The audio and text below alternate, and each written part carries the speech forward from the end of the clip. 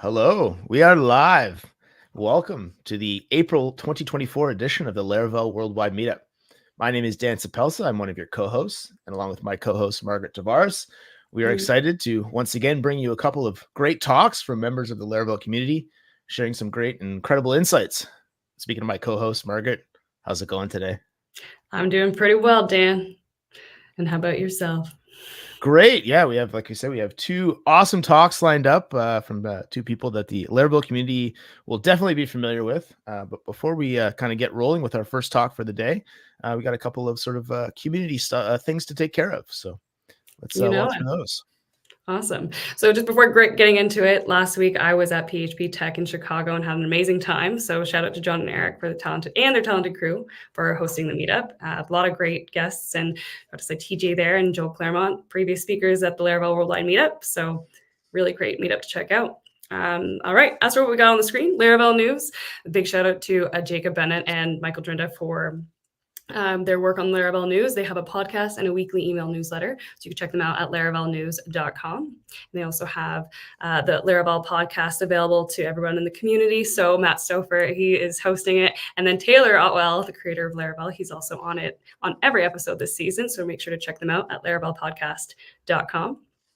Up next, we have Larajobs. So if you're a developer that does Laravel, and if you're a company that's looking to hire Laravel developers, this is a great resource to go and check out. So check them out at larajobs.com. Also, a quick other shout out, I do chat with people in the community for both people looking to hire and other people looking for work.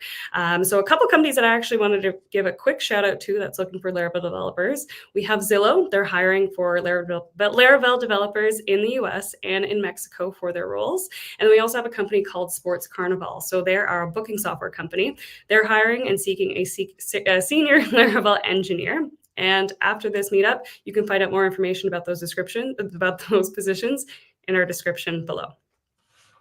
And next up, we have Laracon UK. So that is the official Laravel conference for the UK. It's less than 2 months away, and tickets are on sale. So again, if you want to check them out, it's happening on June 18th to June 19th this year at laravellive.uk. And then again, we have Laracon US. So that's widely, very highly anticipated, which is going to be happening at the end of August this year.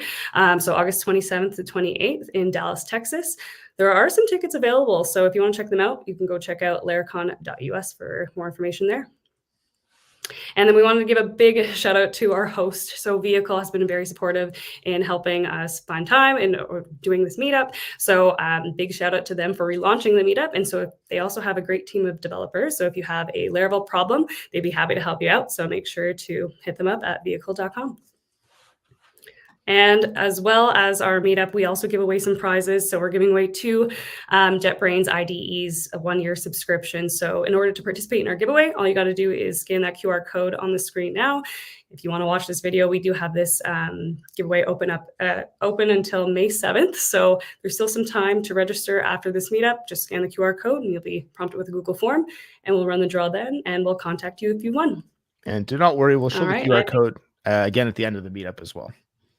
That's right. Thanks, Dan. And I'll pass it off to you for an introduction about our talented guest speakers. Absolutely. That gets us into our first talk of the day. We have 2 great speakers lined up today. We have Matt Machuga, a longtime Laravel community member, as well as Mateus, who's a speaker at Laracon EU this past year, and as well coming up at Laracon US.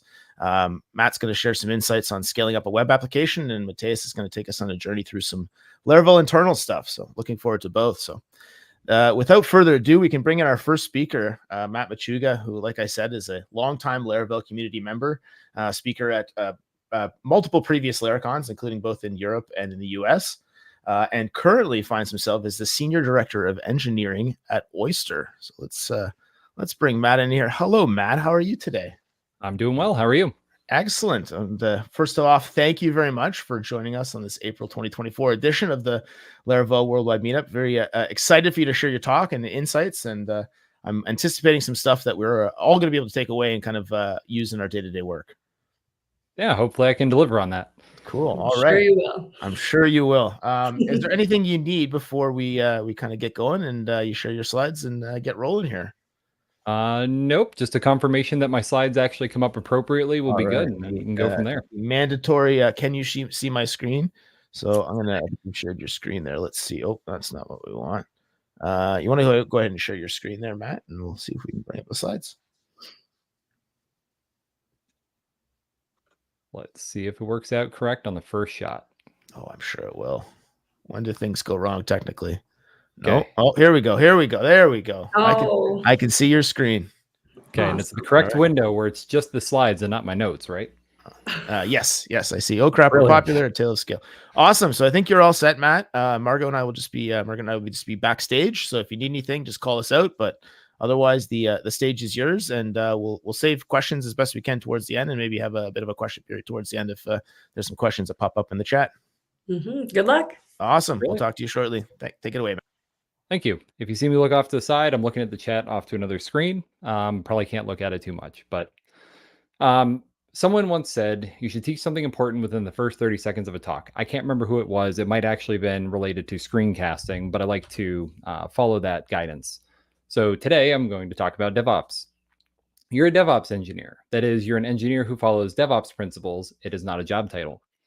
Microsoft quotes it as, it's the union of people, process, and technology to continually provide value to customers. Agile is also not a job title. That's weird. As a way of working, Agile is an iterative approach to work that helps teams deliver value faster and with fewer headaches. Why did I say that? Because most of this talk is about communication, measurement, and delivering value. So hello, as mentioned, I'm Matt Machuga. I'm the Senior Director of Engineering at Oyster. We do global hiring. You can chat about that with me later, but there's not enough time in this talk. So everything in this talk is based on true stories. I'm telling it through How I Met Your Mother characters. The names have been changed. I conveniently rounded numbers for both of our benefits. And I've simplified multiple scenarios down to one. I will also invoke Deus Ex Machina at some point just to get myself out of the talk for time. So let's meet Happy Hours.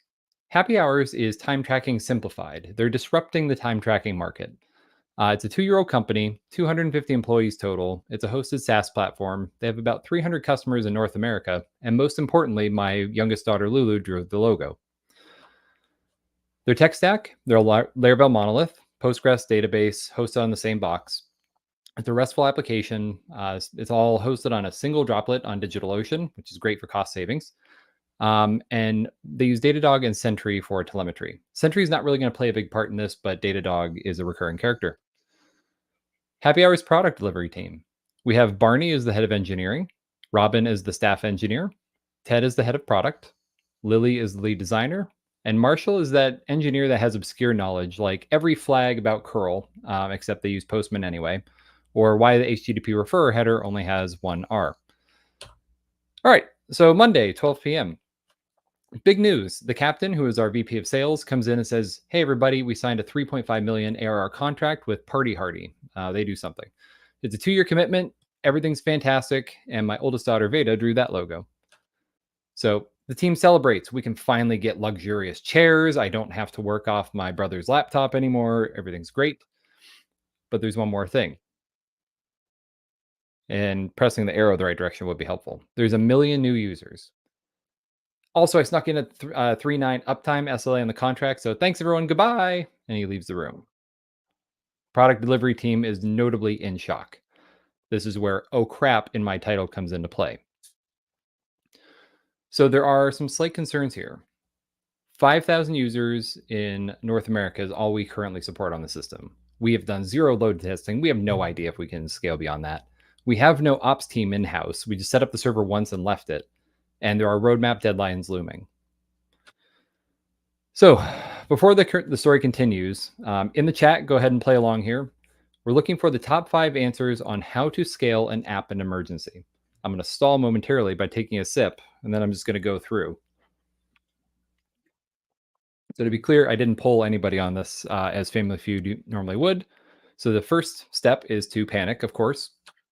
The next problem, or the next answer, is to throw money at it. Microservices, Kubernetes, and Kafka. You can literally ignore 4 of these, but we'll get there later. So anyway, back to the story. Monday at 1 p.m. Sales has bought us some time. Barney lets us know that we're going to do a gradual rollout over 4 months. We'll start onboarding in 2 weeks, and we're going to start off with a 50,000 user pilot in North America. In January, we roll out to Europe as well for 200,000 users additional. And then February, 250. I'm scratching March because we're not going to get there today. But the idea is we're going to ramp up to 1 million slowly. So what do we know so far? We have to get to 400 times our current scale in 4 months. That's intimidating. But we only need to scale to 11 times our current size in 2 weeks only. So the first question we ask is, can we scale vertically? During our North American business hours, which we'll just say is an 11-hour span, we're going to unfortunately exclude Hawaii and Alaska from this. I'm sorry if you live there. The CPU usage on the node is currently 80%. We're not interested in memory. And we consider the database takes up about 40% of the CPU, but we don't know beyond that because our telemetry is not set up. The background workers take up most of the impact on the server, and the traffic, after hours. And traffic bursts are mostly towards the beginning or the end of a day because nobody likes entering their time tracking during the day. We just bulk at the beginning or end. All right, so our basic formula, how do we compute how many total users we have or how many total users we can support? So the formula is users per core times number of cores. And I need to stress that this is napkin math. This is not something you should use in production. Please use more educated numbers. I'm just simplifying this. So if our machine on DigitalOcean has 4 cores, 32 cores is the highest available on DigitalOcean. I have no idea if that's true. Please don't fact check me. 5,000 divided by 4 is 1,250 users per core. If we have 32 cores, that's a maximum of 40,000 users, and 40,000 is less than 55,000. So we cannot scale vertically. This is where everybody begins to panic. We're like, oh no, we can't scale. We're going to lose the business. And then the staff engineer, Robin, chimes in. Can we just move the database off the application machine? That's 40% of the CPU. So let's check the math. This brings us down to like 250. I never say this correct. 2,500 users takes up 80% of a core. So if we have 2,500 times 32, that's 80,000 users. 80,000 is greater than 55,000. So we can support up to 80,000. There's an important thing to point out here. While this gets us further, nothing is free. The network latency between the database is going to increase. The database consumption may not actually be 40%. It's just somewhere around there. And this won't scale past the first 2 weeks, but it will get us there. So how can we test this hypothesis? We can create a new node called test instead of prod. We can create a new independent database on a hosted platform. We can populate it with production data, and then we can load test with similar traffic. I'm going to add a quick caveat. Moving prod data around is great for scaling, but you would usually want to obfuscate this in some way just to make sure you're not transferring customer data between multiple database hosts or just playing with PII in general. All right. So then Robin asks, can we even recreate production right now? And that is an excellent question. I don't think I've ever been at a job where the answer was yes right away in the early days. So Barney says, all right, everybody, let's get to work. Team A, you're responsible for cloning and load testing a vertical scaling solution. Team B, you're going to determine, document, and possibly automate recreating a production environment. Team C is going to focus on adding telemetry. And Team D will focus on the easiest hosting solution. So we're going to do that research, and we'll leave Barney and Ted to deal with the stakeholders. So Thursday comes around. Team A, great. They cloned the droplet, so it's just the same thing spun up. We changed out the keys for sandboxes. The database is just hosted on AWS because great, easy enough to do. Data was cloned overnight. There's a new instance. And importantly, we bombarded the application with a tool like JMeter or K6 for 4 hours, increasing the load until failure. And what's the point of this? So we want to make sure we know what the server can take. So we bring it up past the point of like the 80,000 users. That looks great. And then we push it until failure. So we know our maximum amount. We know how far we can take this solution. So we can get about 66 requests per second with the CPU hitting between 65 and 70. So that's pretty good. Team B, they were able to recreate the environment from scratch. We have everything in a playbook. All the keys and secrets are stored in one password vault. You might want to use something like HashiCorp Vault or AWS Parameter Store for this instead. We're going to leave that off to the side. It took a while to get all the packages up to date. So Ubuntu packages had to be updated. PHP packages had to be updated. Composer packages. Then we'll get into NPM and all the other things. So there's a lot to do there. It took a while. Now it's all documented in a nice playbook. Ultimately, we'd like to move this to something that's more automated, and that's okay. Telemetry. They can now see that we have slow queries on the database. They can monitor the database. We have more insight into it. We're monitoring the HTTP request and response information. We'll get into this a little bit later, but one of the key things here is that we now have request tracing. We can see which requests on the front end make a big impact with the database. And next, they're going to look for quick wins. So, controversy. The team is going with Heroku for deployment.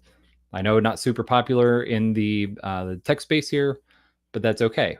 Why are we doing this? Because we don't have ops specialty internally. Everybody has just been like grinding because they had to. We don't have any ops engineers yet. We'd like to get there eventually, but for now, let's host on Heroku and let them deal with the complicated things like auto scaling, permissions, quality controls, database backups, etc. All right, so Sunday night, because there's no traffic on Sunday, we're in North America. This is the plan we follow. Maintenance mode, get the database ready, get the core, get the droplet ready, disable maintenance mode, and then test it out. I'm not reading through verbatim. We switch it over and then nothing happens. Why is nothing happening? The answer is DNS. It's always DNS. I just have to pick on DNS, at least one per doc. So we pointed to the correct server, and now our servers, the new server is hosting production again, or I guess for the first time. So Monday with 1 week left. Hotspots. Team C now has the ability to monitor our hotspots.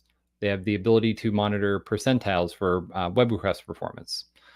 Database performance, we're looking at it now. We can see it. In production, 5,000 users, totally fine. Because remember, we haven't onboarded anybody yet. The database performance in test, however, is just kind of at 55,000 users. So again, Family Feud, in the chat, if you would entertain me, please give me your top 5 wrong answers for optimizing database performance. I'll show you the ones that I've picked and heard. Panic again. MongoDB, this is not the correct answer. If you're from Mongo and you're on the talk, I'm sorry. Indexing every permutation of columns. This might seem like a good choice. It's actually a super expensive choice in terms of storage and doesn't really speed things up. Throwing money at it, this is a great solution, but you need to know where to throw money when you're dealing with a database. Otherwise, it's just increased cost. I just saw somebody write Excel spreadsheet, you win. I don't have anything to give you, but you win. And then Kafka. Sometimes people just really want to use Kafka, so they will say, let's use Kafka to increase our database write performance. This is usually not the way you need to take it. All right, so what to consider for database performance? There's telemetry, there's explain analyze, there's all these things that we don't have time for today, but there's a lot. Databases are complicated. So we're going to pick that missing and inefficient indices are the cause of the problem here. Let's move on to the next thing that we can do now that we have telemetry. We can profile. There is like a trend in our field where you just tackle areas that like look slow. This is where superstitions, belief, and instincts come into play. A lot of these have changed over time since I started. I started on PHP 4, we're at PHP 8. A lot of these weren't true after PHP 5 or 5.3. But we used to have these speed issues, right? And it was just like this implementation thing. But there are abstractions for a reason. Why do we use collections over a standard array? Well, because it's easier to read. You don't have to worry about off by one errors. You arguably don't with for each either, but you also don't need to maintain extra state in your head. So a filter, you know exactly what that's doing. Mapping, you know exactly what that's doing. There also used to be these things between single quotes were faster than double quotes for quite a while. That's not a thing anymore. And one of the biggest arguments that people like to get into is the framework is slow. Well, okay, the framework's slow, but how slow is it? Is it actually notable when you're comparing it to your database traffic? Is it notable compared to the core business logic that you have? If it is, I mean, you must have finely tuned everything else. There's reasons that this could be a bottleneck, and trust me, after a certain point it will be, but the framework is usually not worth messing with. We can talk about that later. So my core point here, abstractions are still valuable. If you have to implement something where there's like a bottleneck, right? Like let's say you have a hotspot in your code, everything has to hit it and it could be slow. Go ahead and unfurl that. Turn that into the most procedural code with bit masking and all the fun stuff. but then wrap it up in a little abstraction so that the rest of your code base fits the code standards put into place by you and your team, but you know that that hotspot is okay, and then just document it as such. The other thing to call out is that correctness is implementation specific. JavaScript's a great example here. Node is not compatible with V8's engine inside of Chromium. It's not the same as Gecko. All of those engines have their own finely tuned optimizations for their own reasons, and what's fast in Chrome might not be fast in Firefox. So same thing with versions of PHP. Something that might have been tuned in 5.1 might not be tuned in 8 anymore. All right. So what can we optimize safely? What is usually a good choice? Separating concerns in terms of your business logic and your network calls. Anything that touches the syscalls in your system will incur a cost. So looping over database calls. Can you make it into a join? Can you inline query items? Can you rely on the query planner to do some work for you? Decoupling I/O from inner loops. If you can batch up work, that means that you can decompose it into different chunks that you can then separate onto their own nodes or however you want to process them. But if you keep reaching out to the network every call, it gets really slow. So, or the file system for that matter. The bottom line, slurping, sorry if this isn't a normal term, but this is like reading the entire file or whatever it is into memory versus streaming it into memory chunk by chunk.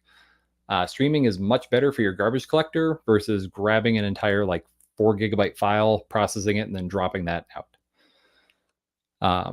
So as I mentioned, keep code readable by default and try to tune by measure where the bottlenecks are, and then encapsulate that later. Do it on case-by-case basis. So Monday, we go live. Everything's on fire. It's terrible. Nothing works out. I'm just kidding. It's not that bad. CPU is back around 80% on average. That's higher than we thought it was going to be, but that's totally fine. It's just you still have 20% of your CPU idle. Great. One of the things to call out is that timeouts are happening at the top of every hour. If you have ideas on why, go ahead and drop it in the chat.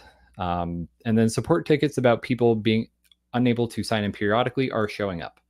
But ultimately, everything else is functional, and the SLA could be at risk, but not a big deal right now.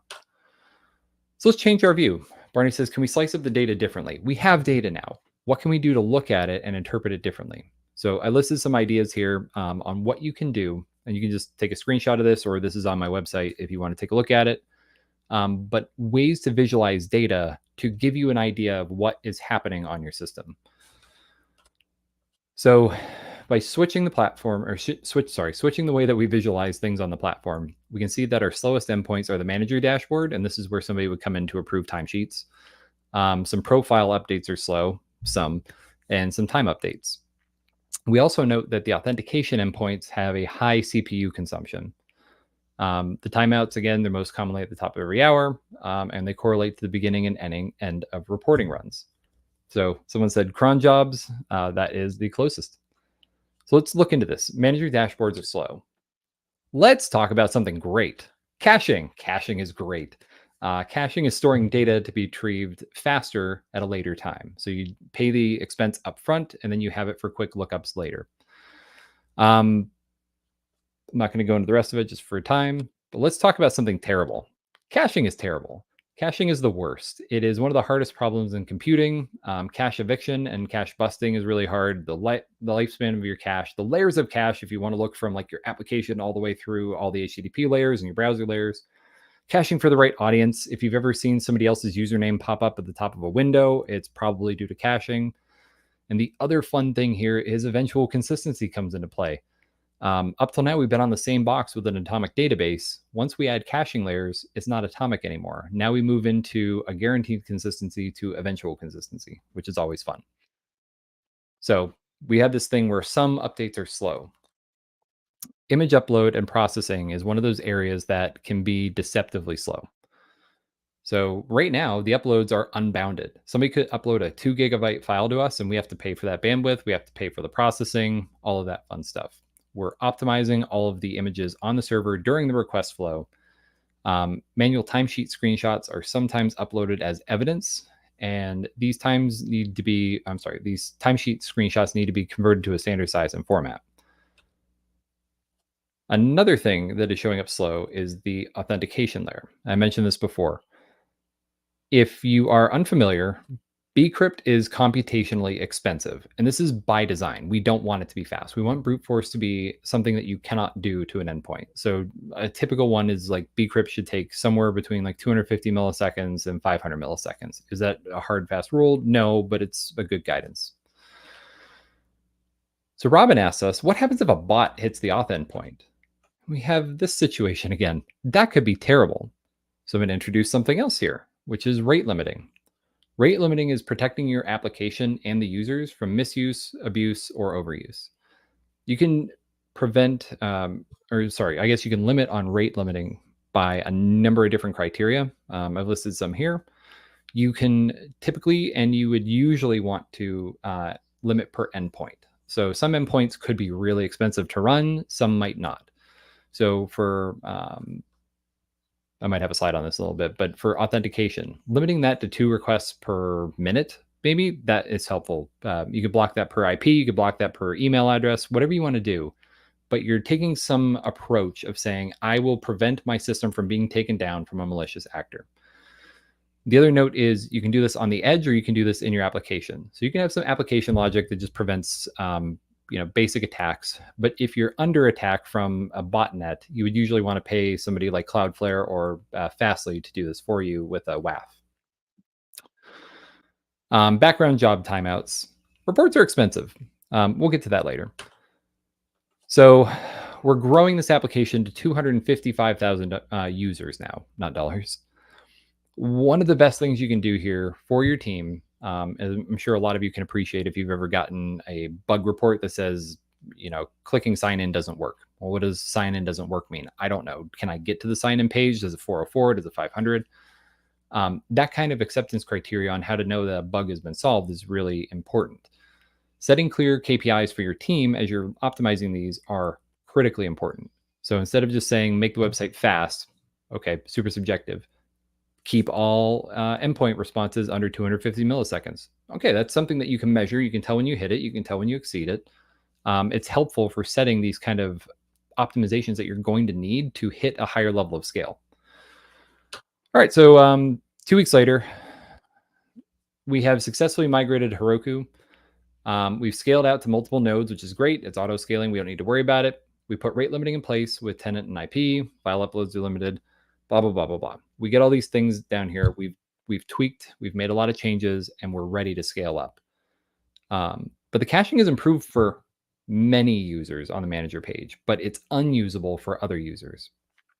These are kind of tricky to figure out. This is where Sentry can be helpful, or just the telemetry that picks it per user.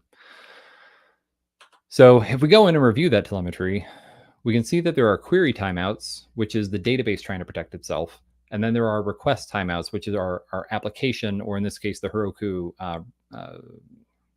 router trying to protect itself. So, sorry, I was trying not to say load balancer because Heroku has specific terminology there, but it's a load balancer. So one of the big things here is that manager dashboard pages, once we look into them, they're all unpaginated. So managers with more than 1,000 indirect reports get really impacted. They can't view anything because there's just too much data to return to the server within a reasonable amount of time. So the bottom note there is just kind of a UX thing. So if it's still unusable for some managers, we have to help out customer support. What do? We throw the head of product at them. We do, have you met Ted? Ted's going to handle damage control for us while we go and find a solution. So this is where the designer would come in. Lily, we're asking her to design a new flow for us. We explain what the pain points are. We need her to understand that we're going to avoid loading all data at once. We need to explain what we're changing on the back end to try to protect the system. And then we give full reign of control here by saying, we're going to feature flag it. If you're unfamiliar with feature flags or feature toggles, they're just used to enable or disable a subset of functionality for a subset of your users or customers. For trunk-based development, which this team follows, it's essential. Otherwise, you get blocked. So if you have a new idea that might be disruptive for customers, like our very happy majority of customers, this is fantastic. You can enable it for this one until you figure out if it solves a problem. So this is where I mentioned communication in the beginning when I was talking about DevOps and Agile. Collaboration is so important. Your product team can really help you solve problems that solve the customer's problems. You shouldn't change things without them knowing about it. but partnering them allows that collaborative problem solving ability. So something that you might be looking at that could take you 3 weeks to implement. They might say, oh, you know what? The customers are actually okay with this easier solution. So maybe it only takes you a day. That's fantastic. You can also partner with them for a rollout strategy. So let's recap for this stage of growth. Allowing for horizontal scaling is critical in this area. Auto scale where possible. Introduce rate limiting to protect your application. Put bounds around any unbounded context or resources. I'm not saying you have to do everything at once, but identify the most painful areas if you go beyond a certain point and attack those critically.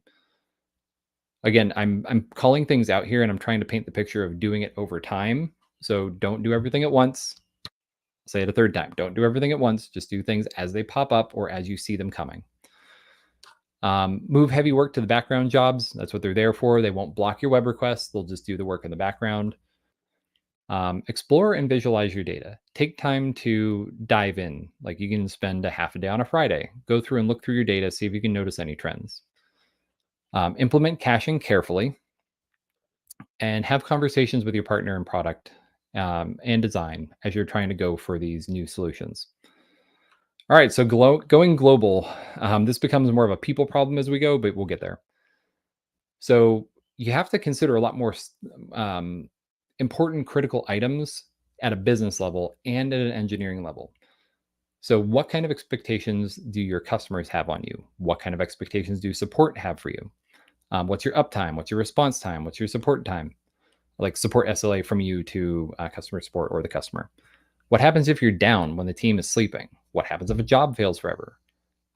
There are all these issues that you need to take into consideration. And this is where the dreaded on-call comes into play. On-call is one of those things where you get to a certain point. If you need to be on all the time, you need to have somebody ready to be paged. It's not fun for anybody. I mean, sometimes the incidents themselves are fun, but nobody likes to get woken up at 2 a.m. because AWS has a network outage. Not that I've ever been there, but you know, it happens. So tools for this would be PagerDuty, OpsGenie, Grafana on-call, Splunk on-call. Another caveat, be aware of local laws. The laws for on-call in France are not the same as the laws for on-call in the US, which I'm fairly sure are non-existent. Be aware of what you're asking your teams to do. Make sure you're locally compliant. Incident management is another one that comes into play here, because if you have on-call, you have incidents. You need to learn from when things go wrong. You need to be transparent for future you and the future team.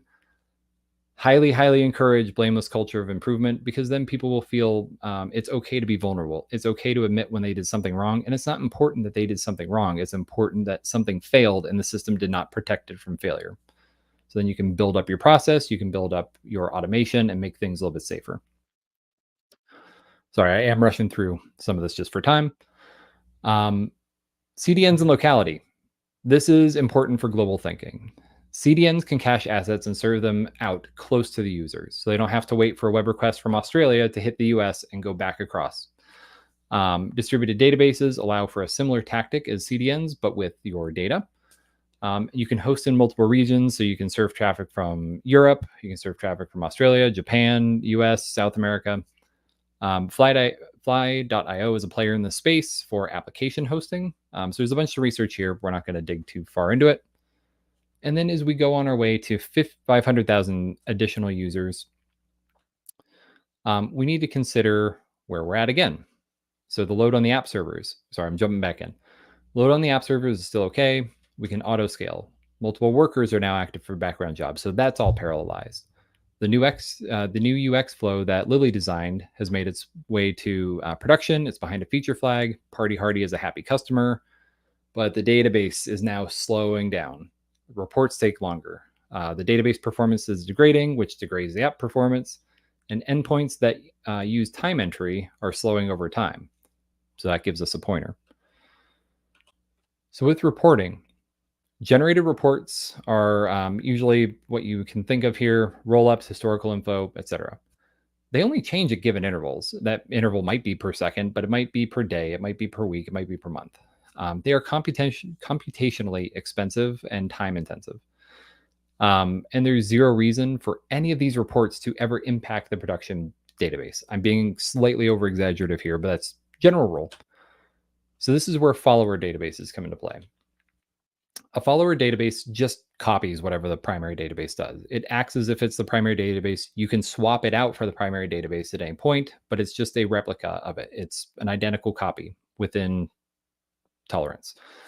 So the idea is it moves the load off the primary database. If we push it off to the side, and in this case, we'll talk about like a read replica. If we say, hey, that way the main database never gets impacted by your traffic, well, great. Well, then there's no impact to production.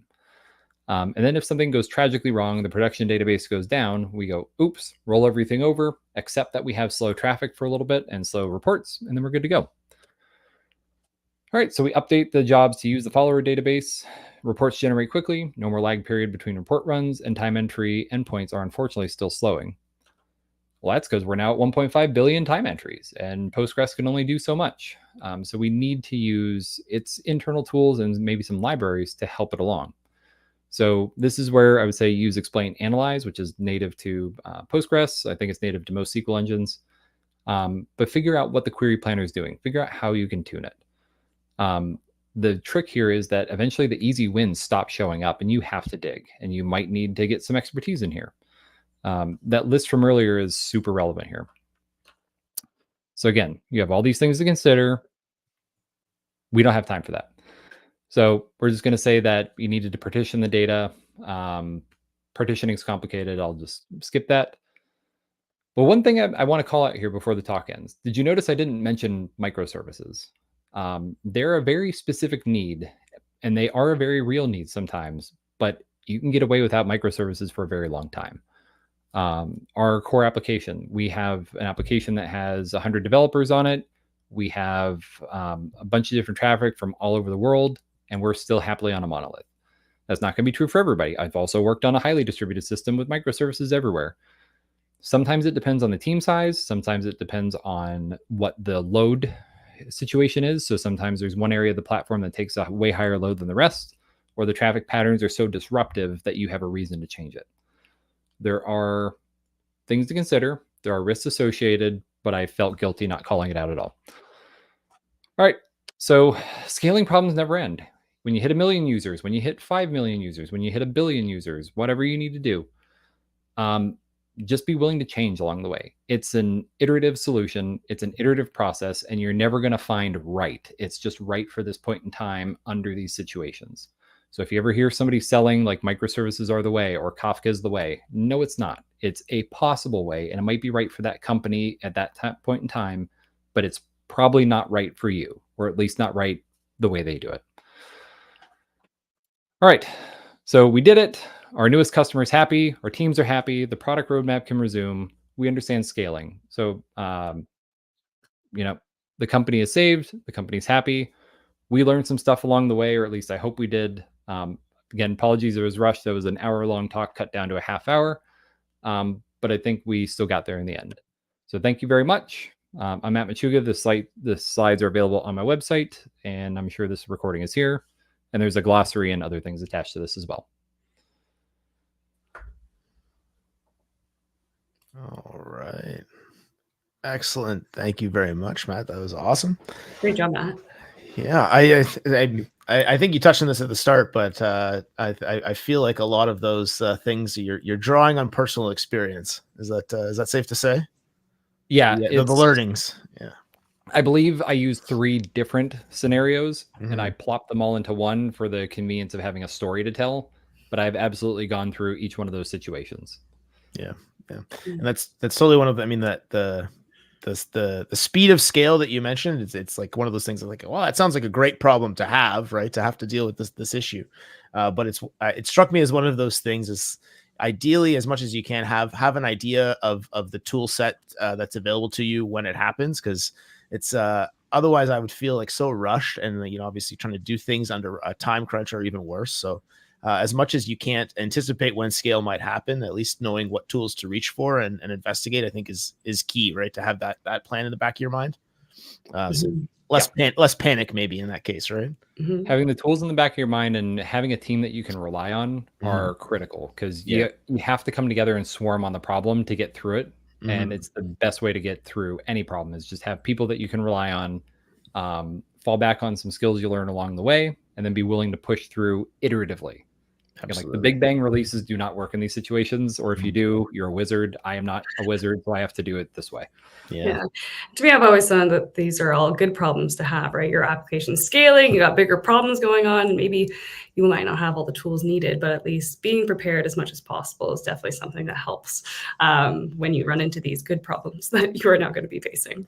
I do have a question for you, Matt. Yes. I guess, in your opinion, what do you think would be like the top key metrics that you would need to monitor to know if the application is either performing well or if it's under stress? Like, in your opinion, what would be the top things that you'd be looking for? What I'll start with, like, the universal ones, because there's the top, which like I was talking about memory and CPU. Those are kind of just the baseline. You need to know what your servers are doing to understand if you're killing them. But to understand how your performance is being inferred or felt by the customer, you need to look at the things that they're feeling. So what's the web request time? What's your page paint time? So if you're using React and whatnot, you have to monitor that a little bit differently than you would from server-side Blade templates. But keeping in mind, they receive a request in 3 seconds. That's probably not tolerable to them. 300 milliseconds could be totally fine. After 3 seconds, I think that's when, if you, at least UX a couple years ago was, you need to start showing a loading spinner, but beyond that, they're going to wait and think something's wrong or broken.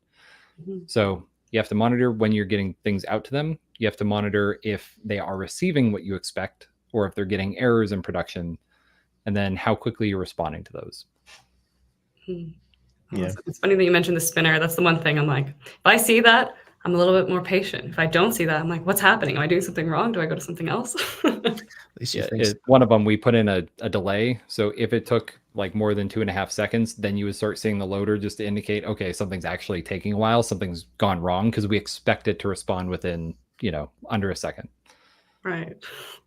I mean, the theme throughout all of this is the monitoring piece, right? Like, it's so key. And even like in your example there, Matt, starting at like 5,000 users, ideally, even at that scale, I've got some monitoring in place already, right? So I can be hip to if there's CPU spikes, database spikes, things like that, right? So I think it kind of struck me as it's probably one of those things too that's maybe a little bit easier to, certainly like the reproducible environment piece that you mentioned, that's strikes me as one of those things that's probably a little bit easier to do at the start, as opposed to like, you're 6 months into a project and then it's like, how do we spin one of these things up, right? And maybe less so, but perhaps the monitoring piece is that as well. Like, that's something you should consider, as early on as possible, putting in place once you have users of kind of any scale, just to know like hey, how efficiently is your application serving your users, right? Right. Yeah. If you can get it done at the beginning, that's fantastic. I think at some point in everyone's career, we're going to enter the job where some random person set it up once, and then we just kept like throwing money at that certain box and kept scaling it up. But we have way better tooling these days. We have Terraform to provision the infrastructure for us. And then we have tools like Ansible or whatever else for deployment scripts. Most use containers anymore. So you just ship a container somewhere, but those pipelines are complicated. So then you have to worry about everything. And it's hard not to work with an ops team anymore. So that's why, Heroku's not super popular in PHP world, but Heroku does a lot of the complex hosting for you. The nice thing is that other platforms have gotten into the same space. So you can use Elastic Container or whatever AWS is. DigitalOcean has app management platforms. You just say, I have a Laravel application I want to deploy. They say, great, pay us $20 a month or whatever, and we'll take care of everything for you.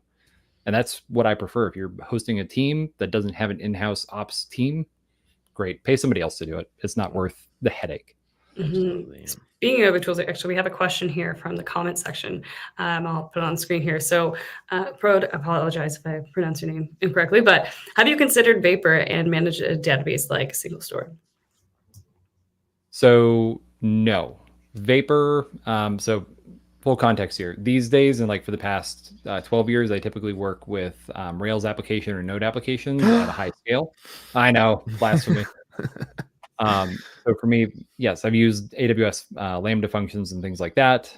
We had Dynamo there as a distributed thing, but I'm not sure what SingleStore is based off. I don't know if that's equivalent to the whatever the distributed Postgres is. I can't think of the name of it, or Cockroach or anything, but I haven't personally used that.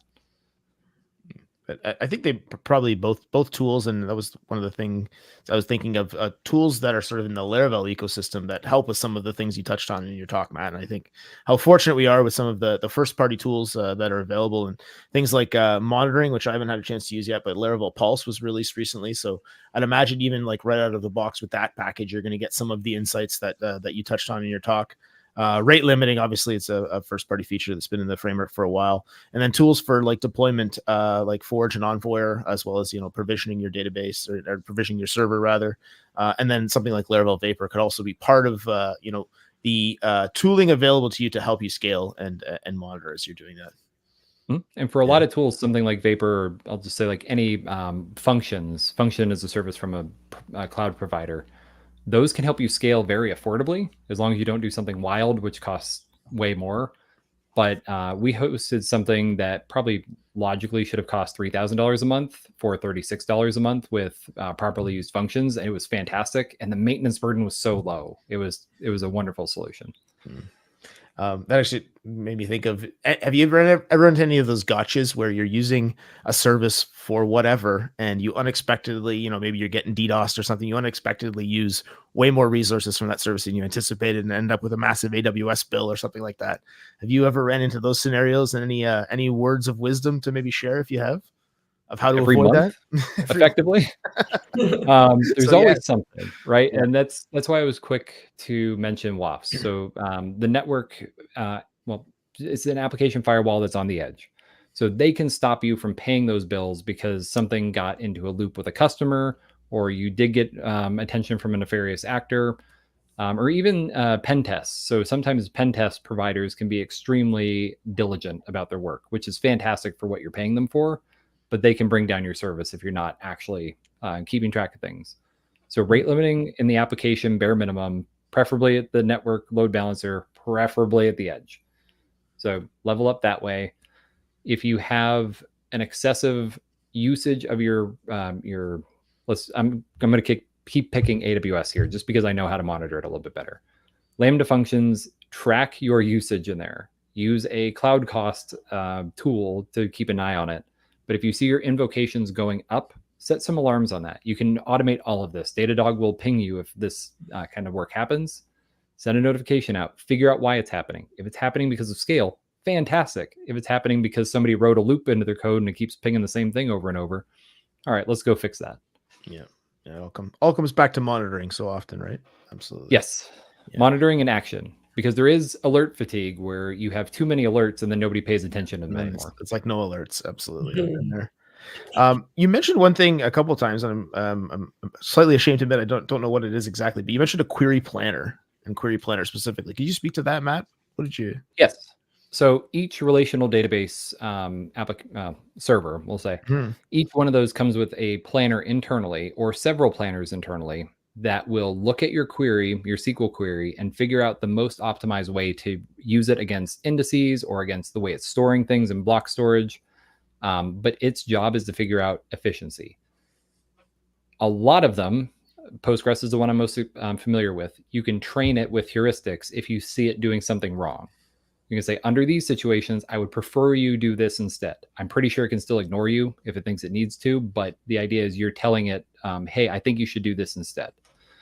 So if you use explain analyze, it tells you, I am doing this. And usually what indicators might pop out of there is, I forgot to index these two columns together. Every time I look up a user, I always say their username and their company ID. But maybe I only indexed their username and I thought that would be enough. If you put them together, suddenly your indexing could work way better. You pay a little bit more in storage, but your queries happen 15 times faster. There's a lot of information you can get out of there. And there's a lot of great tools online too to help you visualize, so you don't have to be a wizard at it. You just you drop your query plan into the tool and it's like, hey, this is what all this means. Try this idea.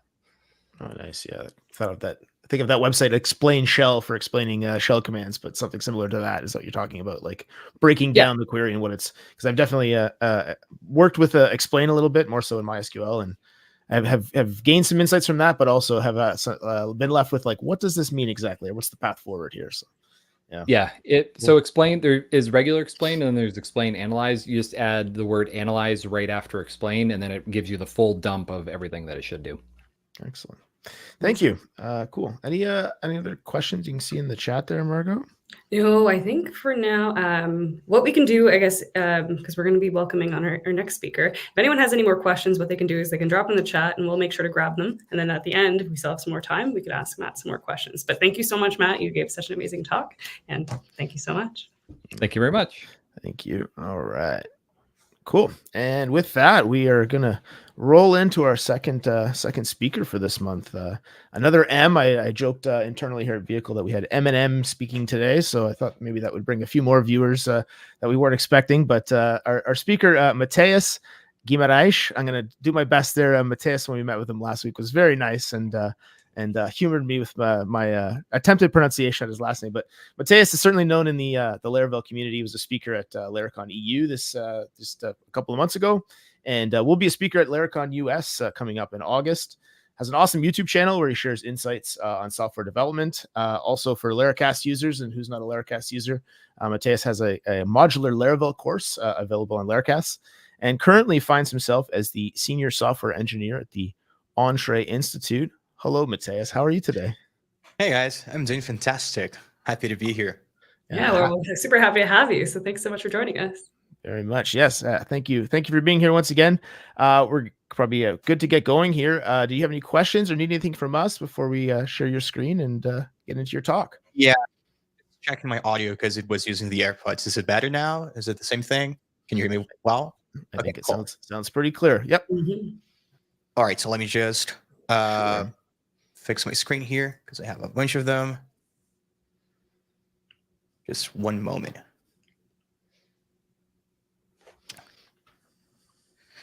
All righty, let me share my screen. Why do we do this?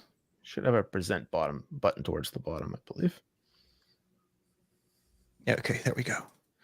All right, present. Okay, entire screen. Okay, can you see my screen? I can. There we go. Introduction to Laravel Internals. Awesome. All right, Awesome. take it away. Let me see if I can make this full screen. All right, guys. Today we're going to talk a little bit about Laravel Internals. So this is not going to be a super deep dive talk. There's a lot when it comes to Laravel, and we don't have enough time to go through all of that. So I'm also not an internals wizard. I do know my way around. I know where to look for things. I can contribute a little bit to the framework, but I'm definitely not Taylor or Jazz or Joe or James or Nuno. So just to set expectations on this talk, we're going to talk a little bit about how the framework is structured, how requests are handled, and how you can find your way around the framework. Maybe you want to learn internals because you want to contribute with the framework. Maybe you just want to have better clarity on what the framework's doing to help you do your job.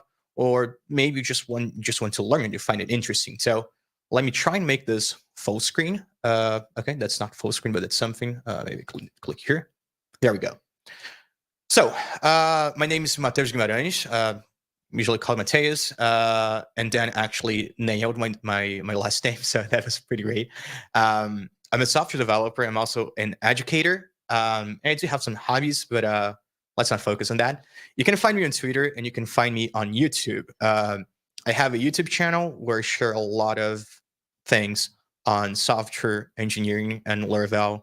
So lots of videos also on Laravel internals, software architecture and whatnot. If you search for my name on YouTube and just add Laravel at the end, you're probably going to find something. I don't have anything to sell you, sadly, because I would love to make some money, but I do have a course on Laracasts.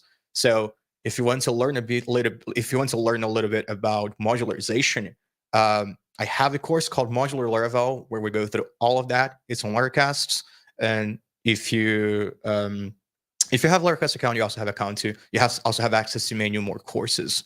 So I highly suggest you do so.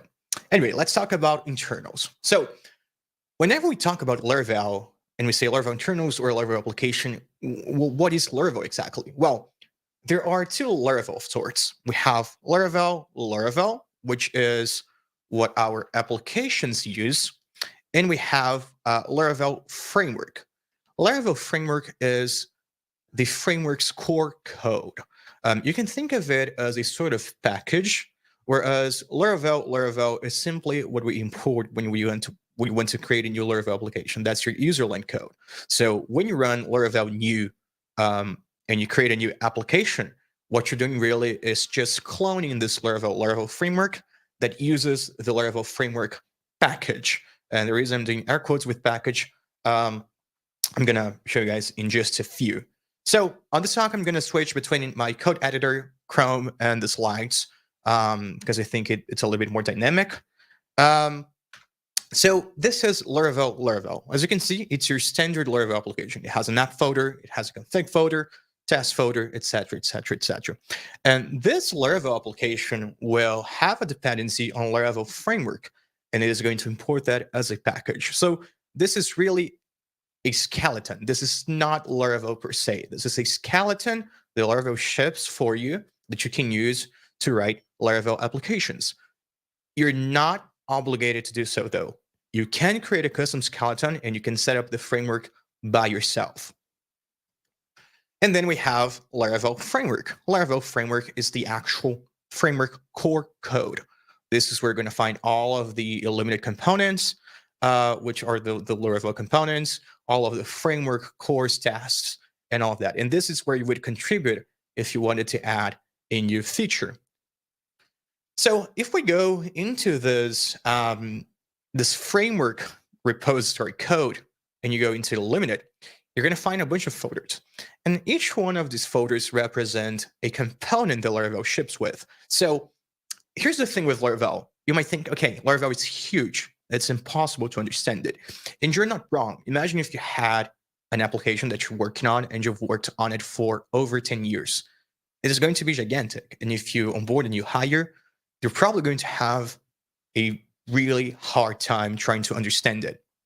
And to be honest, they probably won't be able to understand it in its entirety for a very long time. It will take them a lot of time to have context into everything the application does, which components talk to one another, and so on and so forth. And it's the same with the Laravel core framework. It is an application that's been, it's been there for over 10 years. You have tons of components. You have hundreds of people contributing with it. So there is a lot of information there. It's a really dense framework. However, the Laravel framework isn't just one thing. It isn't this block of code that ships with everything. Instead, you have subunits called components. For example, you have the bus component, you have the cache component, you have the HTTP component, you have the database component, which is where Eloquent is at. And what Laravel does is it has all of these subunits and they work by themselves, and then you kind of orchestrate them all together within your Laravel application.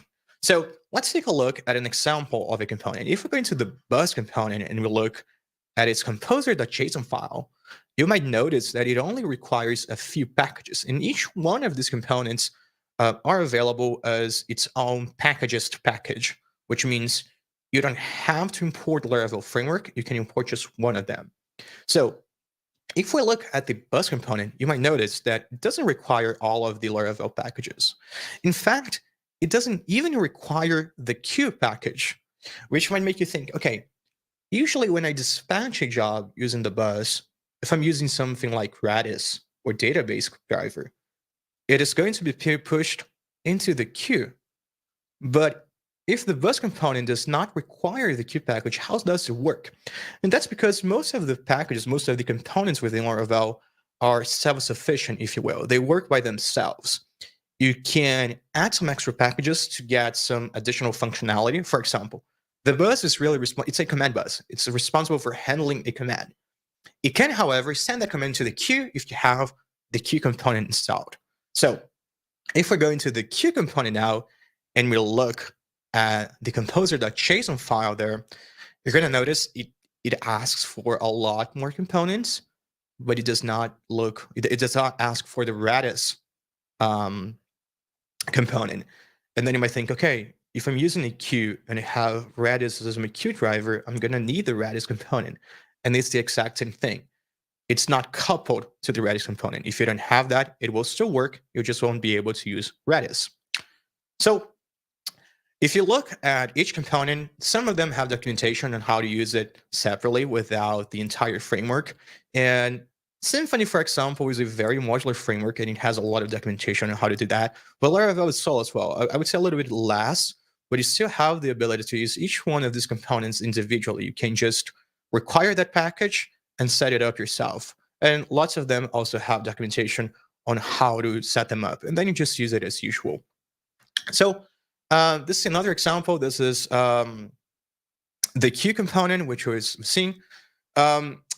And this is how I would think of these components. You have Laravel framework, and you have lots of small boxes that contain the code for several components. So you have the bus component, you have the cache component, you have the database component, you have the queue component.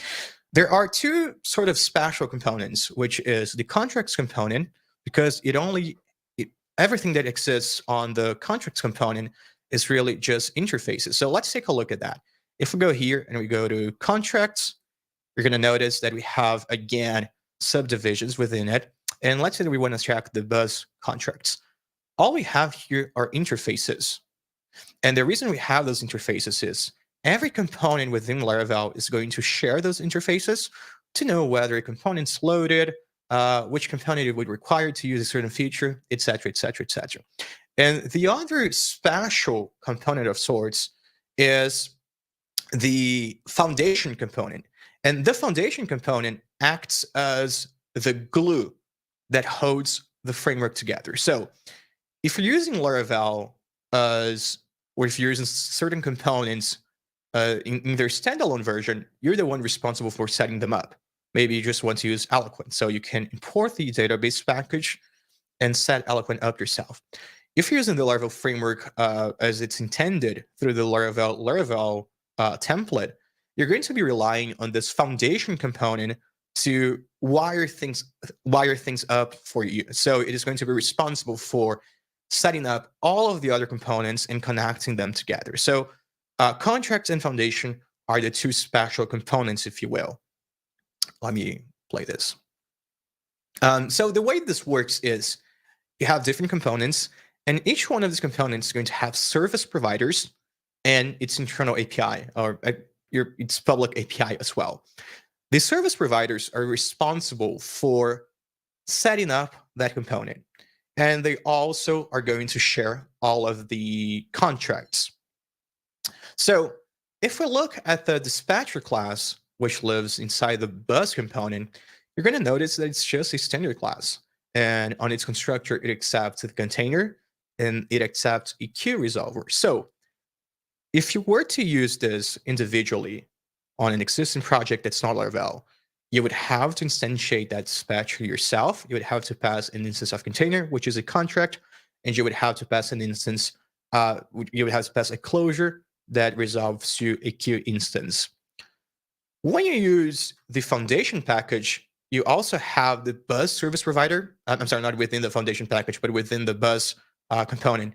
You have the bus service provider, which is responsible for wiring that dispatcher class itself. So we have a few lines that are important here. We have the dispatcher class that's being registered within the container. You can see that the second argument also uses an object from within the container, which is the queue factory contract. And we also have a line. So this is the line that would register that within the container. We're telling the container, hey, whenever someone requests an instance of dispatcher, you're going to give them this specific instance of dispatcher, especially because this is a singleton. So whenever you request that from the container, whichever component from the Laravel framework requires that, it is going to give you an instance of that dispatcher fully resolved. You don't have to do it yourself. And then we also have a line that's responsible for registering some other services. So you can think of service providers as sort of the brain for each component. Each component is going to have at least one service provider that's responsible for setting it up. So another important thing is that components take coupling into account. And what I mean with this is, like we've seen, components do not require all of the framework. Usually some require more things than others, but it usually does not require everything. So let's take a look at an example. This is the events component, and you can see that the events component requires some other components, but it does not require the database component.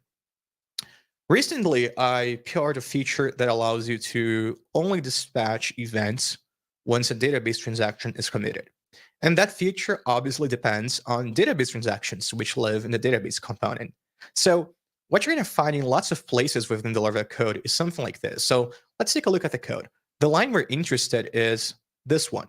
So we have some logic that checks whether we have an event that should only be dispatched after commit. So once a database transaction is committed, but we only execute that if we also have access to the database transaction manager.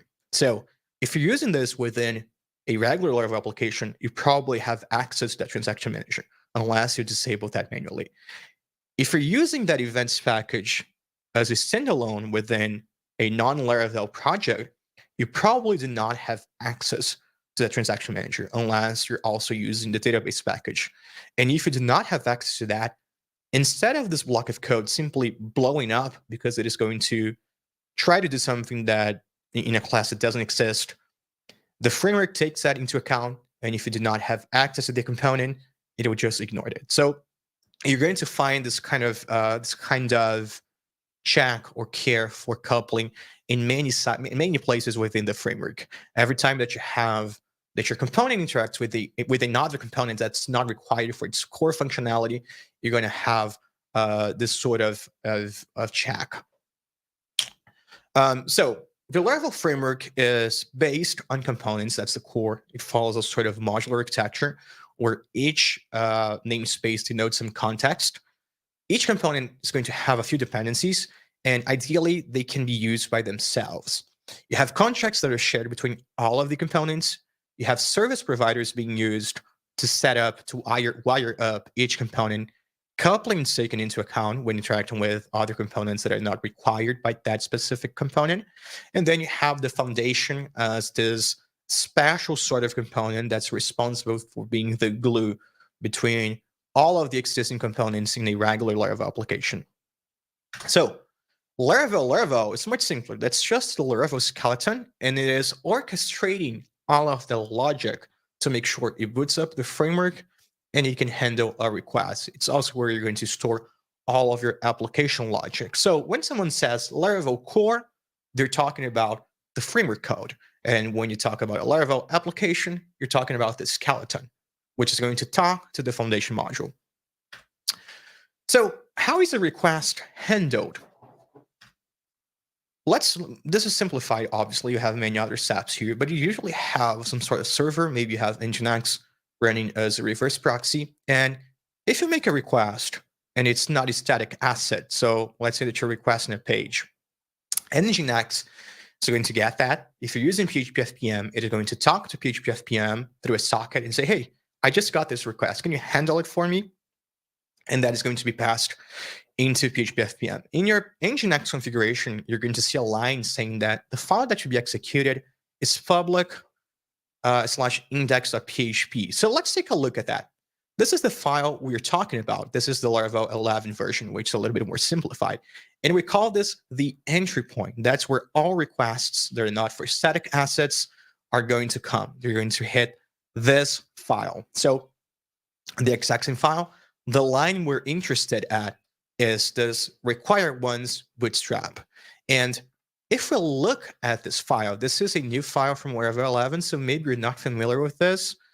This did not exist in Laravel 10, but it does the exact same thing. It's just being extracted to a more cohesive API onto the core. If I look at this file, you're going to see that we're calling this application class, which lives within Foundation. So always pay attention to namespaces because they denote context. You can see that everything here really is within Foundation, which means we're talking to the glue component.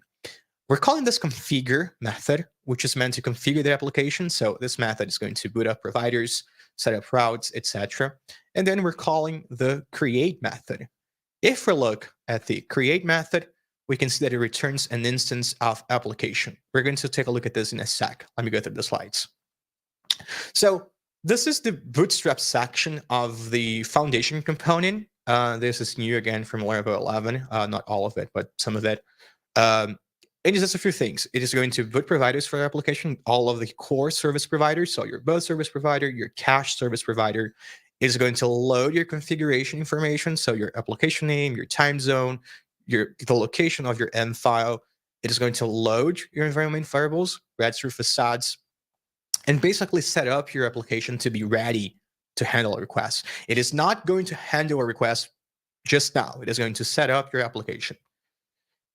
So this is kind of what's happening. You have public index of PHP as the entry point.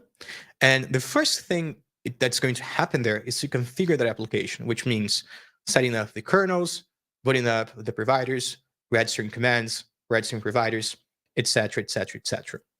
After the application has been booted of sorts, has been configured, it is time to handle the request. And that's a method within the application class. So you can think of the foundation. It has many files within it. It has lots of objects, but there are two very important ones. One of them is called application, which represents a running application, a running Laravel application. And the other one are the kernels. And you have two kernels. You have the HTTP kernel and you have the console kernel. The application, as I mentioned, represents the application itself. So it's where you're going to hold all of your configuration values and whatnot. And the kernel is responsible for handling either a request or a command if you're coming from the CLI. And the application is going to use a kernel. So let's take a look at that. We have this returning an instance of application, and then you can see we're calling the handle request method. So PHP Storm doesn't find this because of the require, but if I go in and say handle request on the application class, you can see, first of all, you can see this is a very big class. This is the application class that represents a running application. It is within Foundation. You can see that it talks to a lot of different components. So lots of imports here. It talks to Symfony components as well, and it also extends containers. So it has lots of information about your Laravel application, the version, your base path, all of that. But what we're looking for is really the handle request method. This handle request method takes a request as an argument, which is a Symfony request that's being instantiated right here. So we're capturing the request. And then what it does is it instantiates the kernel, and then it gives a request to the kernel to handle. So it's a lot. I know this might be confusing. So let's go back a little bit. Remember that I mentioned that we have this thing called the application builder, and we're using it to configure things. So if we go here and we just jump to the definition to see what this method does, let's do this. Well, take a look. We're instantiating an application builder, and we're calling this method with kernels. If we look at with kernels, it simply registers an HTTP kernel and a console kernel. Previous to Laravel 11, this would be done within your userline application. Now in Laravel 11, that's done within the framework code base. So no longer on your userline application. But all that it's doing really, you're just encapsulating that within an abstraction provided by the framework. Whereas previously, you would do that within your userline application. And we're saying that whenever someone requests this contract for the HTTP kernel, we want to give them this specific concrete implementation of the kernel. And if we look at it, let's go down a little bit. It does a lot of things, and we're going to see those in the slides real quick. But it has this method called handle, and it accepts a request. And this is what we're calling on the handle request method, which I just lost. So we're calling the handle method and then send. And then we are terminating that request. All of that lives here. So we're handling the request. The kernel is going to send that to the router. It is going to catch whatever exceptions might be thrown. If you do get an exception, you're just going to render that exception, turn that into an HTTP response, a response object, and then it is going to return the response. So you can think of the kernels as the classes that are responsible for processing either HTTP requests or console requests. Let's go back to this. So now that we know that what application is, as we said, it holds all of the information related to your application. You can think of it as metadata. So, your database path, your config folder path, your storage folder path, your Laravel version. It registers all of the necessary service providers. It binds a lot of things to the container, and then it handles requests by deferring them to their respective kernels. So you can think of the application as really the actual running application that registers everything it needs to run, and then you just give it a request for it to process.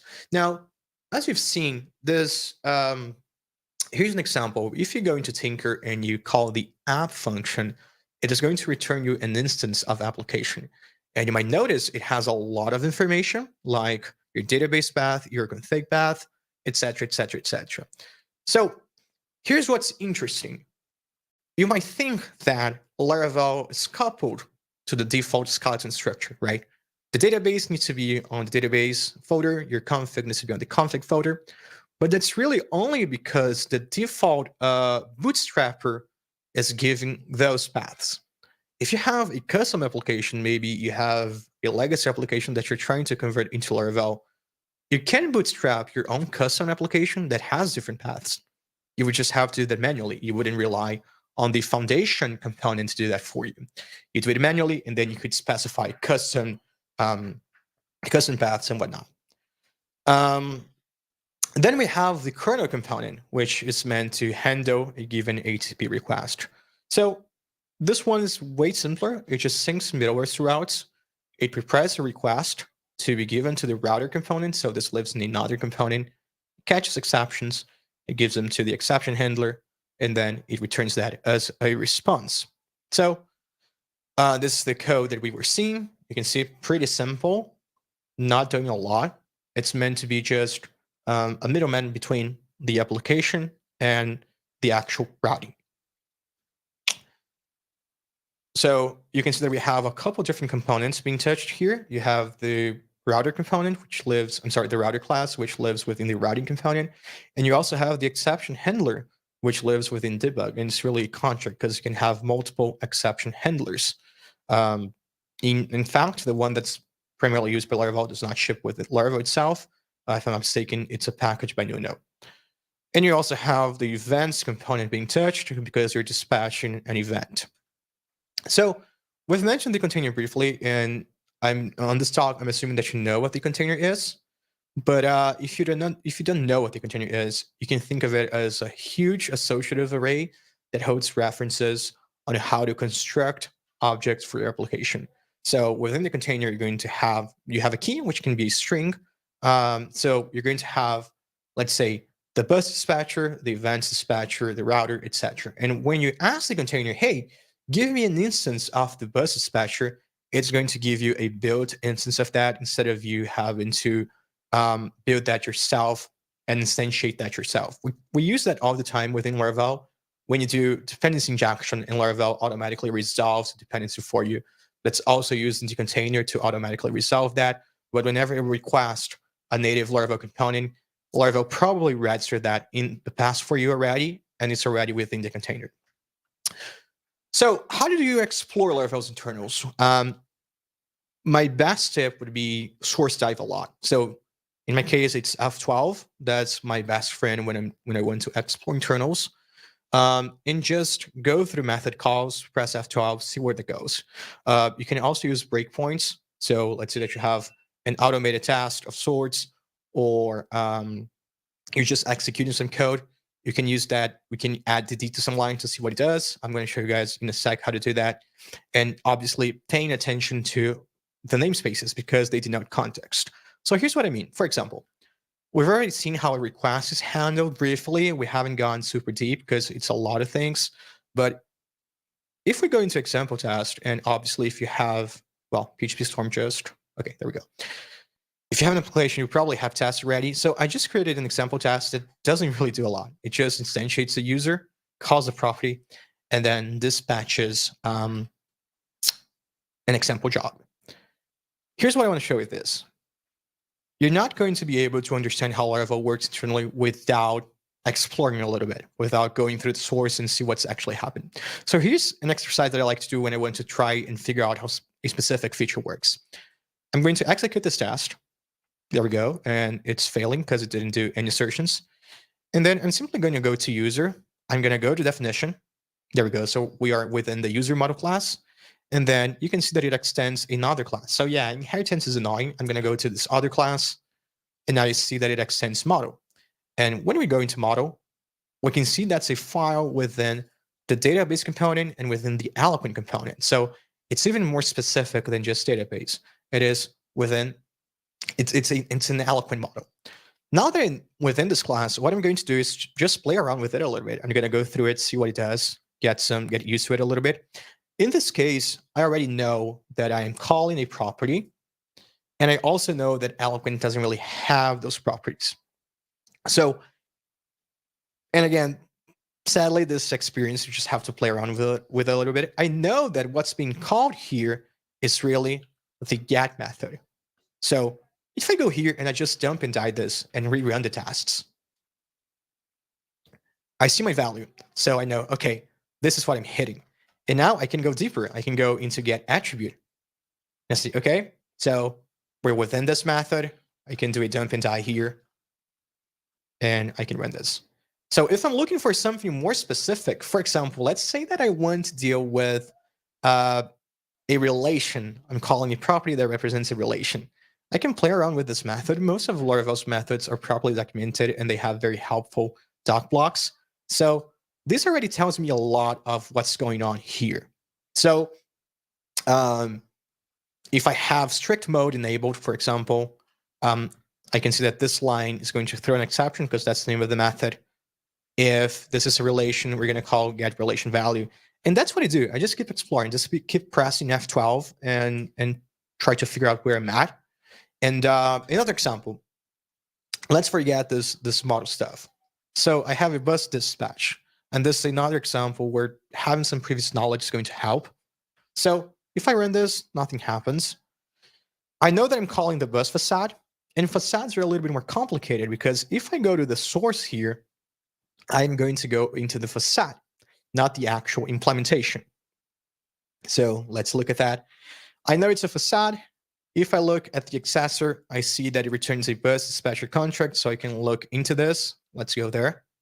This is, however, an interface. It's not a concrete implementation. So I'm going to go and see what implements that interface. Well, we have bus fake, which is meant for tasks, and we have the dispatch, which is what I want.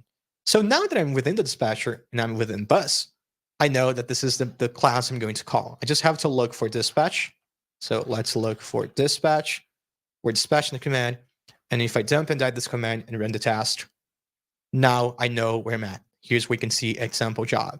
And then let's say that I want to push a new feature. I want to contribute with a feature that relates to queuing jobs. Well, now I know where to look for because we have a dispatch to queue method. And as you can see, remember that I mentioned coupling. Well, once it gets the queue resolver, if it is not an instance of queue, it throws an exception.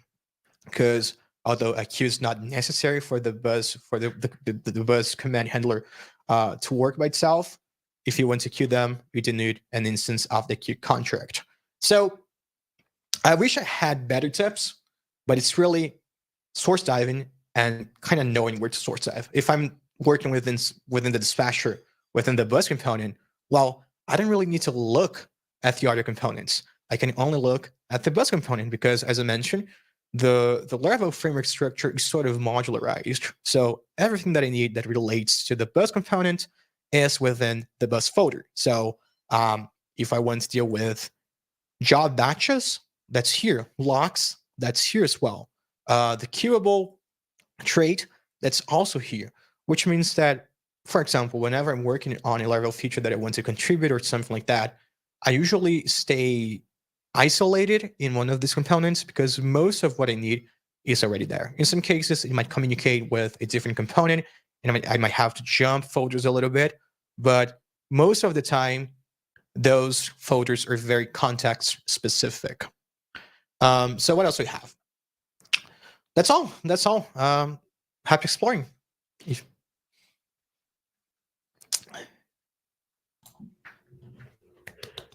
Awesome. Excellent job, Mateus. That was amazing.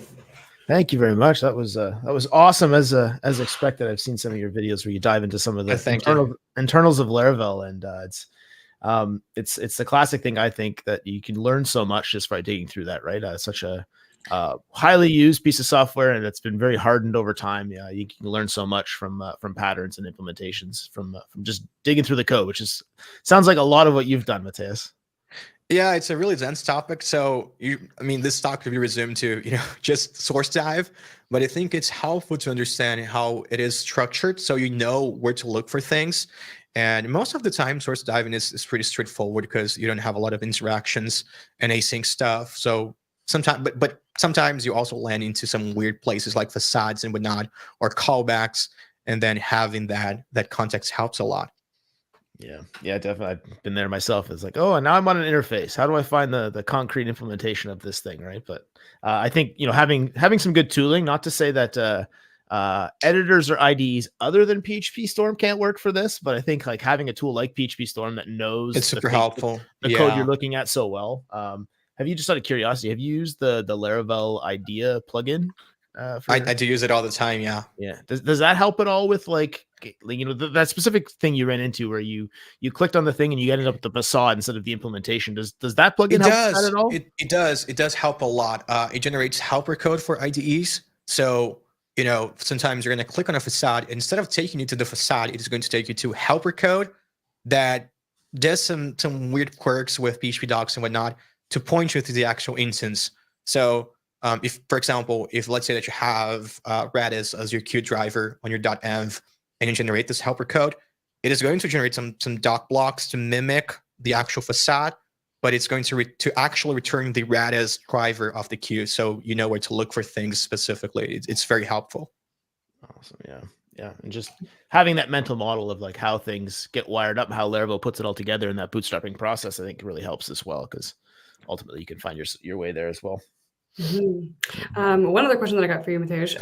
So digging into Laravel source, I see that it uses a pipeline a number of times to complete various tasks. Can you give an overview of what the pipeline is?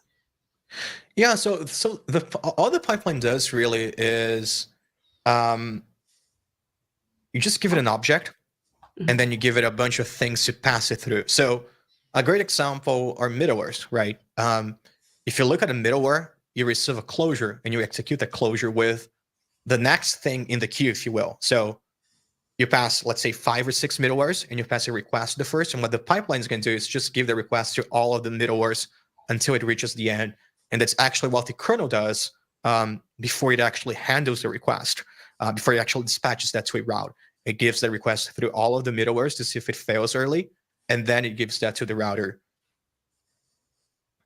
Not sure if that explains it, because it's actually pretty simple. It's just a very handy abstraction for something that we previously do by hand. I like to think of it a little bit of like just like an assembly line in a factory, and you start off right, and you've kind of like this thing moves along, and each step of the way, a person or a machine, adds a thing to it, adds some paint, whatever. Maybe there's a quality control person that says, "Oh, this is no good," and just gets rid of it and kind of terminates the request. But it's sort of like the object being passed through, and different things can operate on that object, right? Yeah, that's a great analogy. Yeah. Thank you. I think definitely the framework diving as well, and especially the reliance on contracts. I mean, there's the one thing that you hear a lot if you looked into sort of software architecture and stuff, is like rely on interfaces, not like implementations of things. And I think that's a really good example within the Laravel code base of how to get there. And I think again, like the takeaway you can get to your own code every day, even if you're not working in Laravel necessarily, you can take those patterns of like, how can I build software in such a way that I'm not going to be tightly coupled, right? I can have these kind of unique concerns, and then have a way, in addition to that, of like kind of glued all the things together and get them to work together, but also have the flexibility to swap pieces out if I need to. Right. Yeah, I think Laravel is a great example of a modular code base to some extent. People usually use Symfony as an example, but Laravel is as well. It's just that Symfony kind of marks itself already as, you have the Symfony framework if you want to, but you also have all the Symfony components you can just put a standalone. But you can do the same thing with Laravel. And it's interesting to see how much care there is when it comes to, for example, like the events example. You have this feature which ties events with a database transaction, but coupling what's taken into account so that if you have someone using events, but that someone's also not using database transactions, it is still going to work for them. It's not going to blow up. So it's like the components ship with the bare minimum for them to work, and then you have those extra niceties, if you wish to, that the component is going to support, which I think is pretty great, because in most modular frameworks, you have to wire all of that up by yourself. In Laravel, you have that taken into account already, and you also have the foundation component to glue all of that for you, to wire up all of that for you instead. Absolutely. And yeah, with the building up of the pieces of the application through that foundation component, the one comment you made about which is neat, is that like if you had a non-Laravel code base that maybe over time you want to move to Laravel, maybe it's just pure PHP, because of the modularity of the framework, you can start introducing pieces of that over time and kind of like make your code look more and more like Laravel before it's fully Laravel, right? Have you gone Right? Yeah. Have you gone through that process at all, Mateus? I have worked in one project specifically that was a legacy project, and we just couldn't switch to Eloquent. So what we started doing was bringing in all of these small components, so queues and the buzz, for example, and routing, and it kind of started looking like a Laravel application using Doctrine at some point, but we were using these components individually to, at some point when we were ready, move into and just use the foundation to wire all of that for ourselves. But yeah, it's uncommon. I don't think it's heavily marketed, but you can totally use these components by themselves. I think Titan actually has some packages or a blog post that talks on how to do that, but you can totally use the components by themselves. Some more than others. Some, like, for example, the database component, are pretty heavy and rely on a lot of things and are a little bit harder to use to the full extent, just because they touch on so many other components, but you can still use Eloquent outside of a Laravel application for sure. Yeah, I've done that myself. Haven't gone the full path of trying to get it fully onto Laravel, but introduce pieces of it that certainly would make things a lot easier to make that shift in the future. Yeah, absolutely.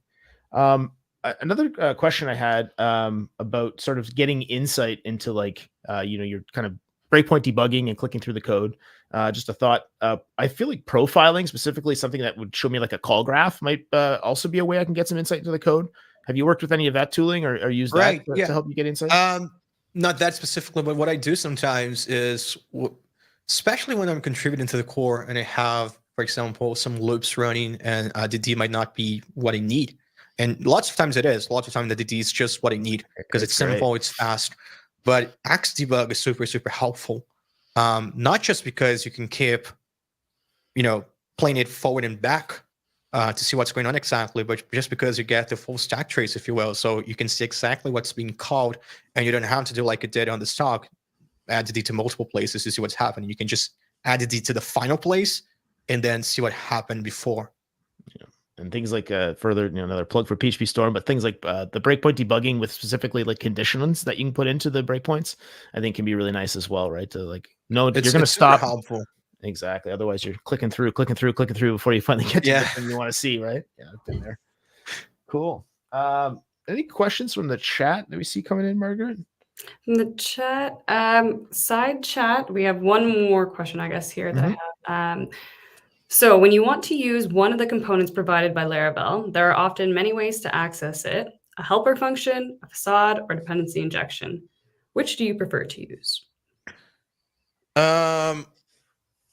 If within Laravel applications as well, I usually prefer to inject the components, not because I'm a purist or anything like that. I think facades are fine, but because it allows me to see what a class actually uses very early on. So I can just look at the constructor and see everything that it needs. I think facades are fine. I think I personally prefer helpers to facades, to be honest. The only caveat with facades is sometimes when you're trying to find something, since you have this layer of interaction, it becomes a little bit harder. You try to look for something and stumble into a facade, and sometimes the facade root, it's not actually a concrete class. Sometimes it's a string, so you have to look into the container what that string means to find maybe a contract to see which contract means. So it's a little bit confusing sometimes. But I prefer dependency injection, but I have no problems whatsoever with facades and helpers. Yeah, in Laravel specifically, the facades page in the documentation is one of those pages that I find myself on a lot, of just looking at the mapping out of the box of like what the layer is for the implementation. Yeah, I mean, a helper that I use frequently is like auth. That's one that I usually do not inject. That's auth. Event is another one that I like to use instead of injecting the events dispatcher, just because it's a little bit verbose. So I still use some here and there. Okay, awesome. Thank you. So I guess those are the questions that we have here. Do you have any other questions, Dan? No, I mean, I guess just one of the thought, not that it's profound by any means, but when we were looking at the application class there and we saw all of the, the use statements, and like, certainly personally, when I open up a class like that, if it was in like userland code, I'd be like, ooh, geez, there's a lot of dependencies on this. But I think it also is in that particular case, you're going to run into maybe slightly different code in terms of a structure and organization in a framework or a library versus like userland code. But it also makes a lot of sense in that, if you open up classes in any application, the classes that have the most dependencies and most methods are probably the objects that are most core to that application, right? So I think it makes a ton of sense. You're going to have a lot of dependencies in your main class that's kind of orchestrating everything, right? Right. Yeah. Yeah, that makes perfect sense. I think the application class is a good example of Laravel is a very opinionated framework, which is great, but it's also open for extension. So, if there's one specific thing you want to change, you can. It's not hard coded. So you still have a lot of the freedom. Maybe it's not super documented or super talked about because most people prefer to use Laravel as it was intended with the skeleton, which is what I prefer as well. But if you dig through the source code and if you look at the Laravel.com API, you can find lots of hidden goodies throughout the core code. Absolutely. Yeah. I think that's really the awesome balance that Laravel strikes is like, there's a bunch of stuff that just like works out of the box for you don't have to think about, but it's not at the expense of having that customization for aspects. Right. Yeah. Yeah. That's it. Yeah. Awesome. Well, any other thoughts you wanted to share, Mateus, on the topic of Laravel internals? Just that it's a very dense topic, so I'm sorry if I couldn't be super insightful with it. It's just very dense. My suggestion, if you want to learn a little bit how it works, is just create a new example project, go to index.php and start following it around. And I mean, if you just source dive enough, you're going to find all of the places that are invoked pretty quickly. Yeah, I mean, it is an intimidating thing and a big topic, but I think you've given us some good tools to just, if anyone had hesitations about diving into that vendor folder, at least to like, go for it. What's the worst that can happen? You just do another composer install, right? I actually have, I think, a good insight, which is, although the framework is very complex and you have a lot of moving pieces, the components themselves are pretty small. So the only exception that I would say is the database component, because it has Eloquent and the query builder. But every other component is pretty small. If you look at Redis, it's a few files. If you look at Buzz, it's a few files. So it's really easy to understand them one by one, and then just grab that, all of these little boxes and how they tie together. But one by one, it's pretty understandable. Yeah. Yeah, that's the nice thing of boiling it down to, in some cases, a singular purpose that you can currently kind of right. Yeah. Doing and not have too much that you have to build up in your mind about what the object's doing. Exactly. Yeah. Awesome. Okay. Well, I was looking backstage. I think we thought Matt might come back out, but maybe he had to drop off. I don't know. We'll give him a moment. But Mateus, once again, thank you for joining us. Everyone, thank you for having me. Go ahead and check out Mateus's YouTube channel. There's some awesome content in there. He's got a course on Laracast. And for those of us heading to Laracon US this summer, Mateus will be speaking. So we're looking forward to that very much so. Very much so. Thank you, Mateus. We'll thanks, guys. Shortly. Bye-bye. Thank you. All right, Margaret. Well, I think that's almost it for the April 2024 edition. I'm just going to pull up. We got a couple of housekeeping items. Take it away, Margaret. Thanks so much, Dan. So yes, we have a draw that's going to be happening on May 7th. So in order to participate in this draw, all you got to do is scan that QR code. We're going to be giving away, thanks to our sponsor of JetBrains, we're going to be giving away 2 1-year full IDE subscription to anyone that you can use any of their products. So if you're a fan of PHP Storm, it's a 1-year subscription. All you got to do is join us by scanning that QR code there. Awesome. And that closes once again May 7th. So you've got a week. That's right. And also our next meetup, we're very excited to have Jess Archer as our speaker. The nice thing is, what we're going to be doing for next month is we're actually going to change the timing of things because Jess Archer is from Australia and she's going to be doing this live. We're actually going to be having our next meetup. It's going to be happening the last Tuesday of May. It's going to be happening at 9 a.m. EDT. So instead of the 12 p.m. EDT is what we have been doing over the past since January till now. Next month, we'll be starting at 9 a.m. EDT to accommodate the Australian time. So we're all kind of working together in the times that we're available. So just a heads up there. Yes, that's awesome. Anyone that's seen Jess speak, Laravel core team member, guys, a lot of awesome insights to share. And we were thinking initially if we had speakers from the land down under that we might have to do like a recorded talk, which is not an ideal presentation. So it's awesome that Jess is able to accommodate and present it. Not an ideal hour for her, but also not an terribly ungodly hour to present. So we're looking forward to that talk next month. So thanks so much, Jess. And then as well, if you want to keep up to date with what's going on for the Laravel Worldwide Meetup, make sure to hit up meetup.laravel.com to get that reminder for our next meetup, so you'll never miss a meetup in the future. And then again, I don't know where particularly you may be watching this video, but if you are and you want to know where the rest of the videos are for Laravel Worldwide Meetup, you can definitely check them out at youtube.com/LaravelPHP. It's the official Laravel YouTube channel, so you'll find all of our recordings and meetups there. There we go. Awesome. And there we have it. Hard to believe. That's another one in the books, but thank you everyone for tuning in to the April 2024 edition of the Laravel Worldwide Meetup. Thank you very much again for Matt and Mateus for joining us. There's some awesome talks today and some good info for people to go back and watch on the YouTube in the future. Anything else, Margaret, before we sign off for today? Nope. Hope everyone had a great time, and we look forward to seeing you next month. Awesome. Thank you, everyone. We'll see you at the end of May for Jess Archer, and take care. Have a great day. Take care.